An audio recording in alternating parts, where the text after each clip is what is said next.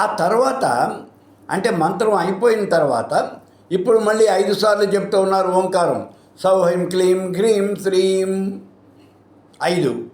కాబట్టి మొత్తం ఏమవుతుంది, ముందు 8 తర్వాత 5 మొత్తం 13 సార్లు ఈ ప్రణవాన్ని చెప్పడం జరిగింది. 13 సార్లు చెప్పారు.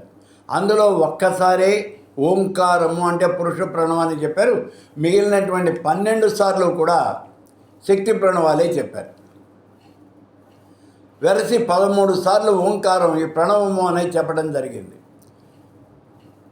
మరి 13 సార్లు ప్రణవము అంటే పరమేశ్వర బీజం. ఓంకారము అనేది పరమేశ్వర బీజం కదా. ఓంకారము అనేది పరమేశ్వరుడు స్త్రీ పురుష రూపంలో ఉన్నటువంటి పరమేశ్వర బీజం అయితే శ్రీం హ్రీం క్లీం ఐం సౌ అనేటటువంటి శక్తి ప్రణవాలు స్త్రీ రూపమైనటువంటి శక్తి బీజాలు. ఏదైతే ఏమిటి ప్రణవాలే కదా. మొత్తం మీద మనం కనుక బేరీజు వేసి చూసుకున్నట్లయితే 8, 5, 13 సార్లు ఈ ప్రణవము అనేది చెప్పడం జరిగింది. 13 సార్లు చెప్పడం జరిగింది.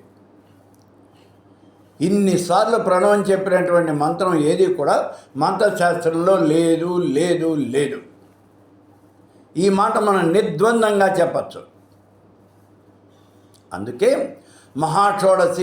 మహాషోడశి మంత్రం అనేది అంత గొప్పదైనటువంటిది అని చెప్తున్నాం.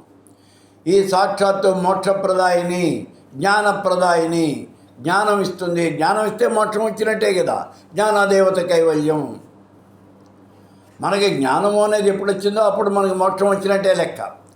అందుకే మోక్షప్రదాయిని, జ్ఞానప్రదాయిని. మోక్షం వస్తే జ్ఞానం వస్తుంది, జ్ఞానం వస్తే మోక్షం వస్తుంది. జ్ఞాని అయినటువంటి వాడే మోక్షం పొందుతాడు. పరమేశ్వర స్వరూపము అంటే జ్ఞానపు రాశి. ఆ పరమేశ్వర స్వరూపం ఎలాగ ఉన్నది అంటే దివ్యమైనటువంటి కాంతి అన్నాడు.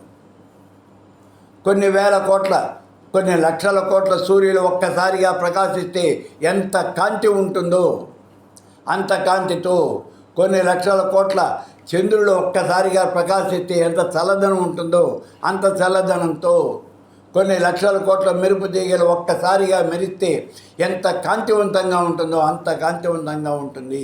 ఇది పరమేశ్వర స్వరూపము, అదే జ్ఞానము. అంతగానే ఏం లేదు. కాబట్టి పరమేశ్వర స్వరూపము అంటే జ్ఞానము. అందుకే ఈ మహాషోడశి మంత్రం అనేది జ్ఞానప్రదము, మోక్షప్రదము.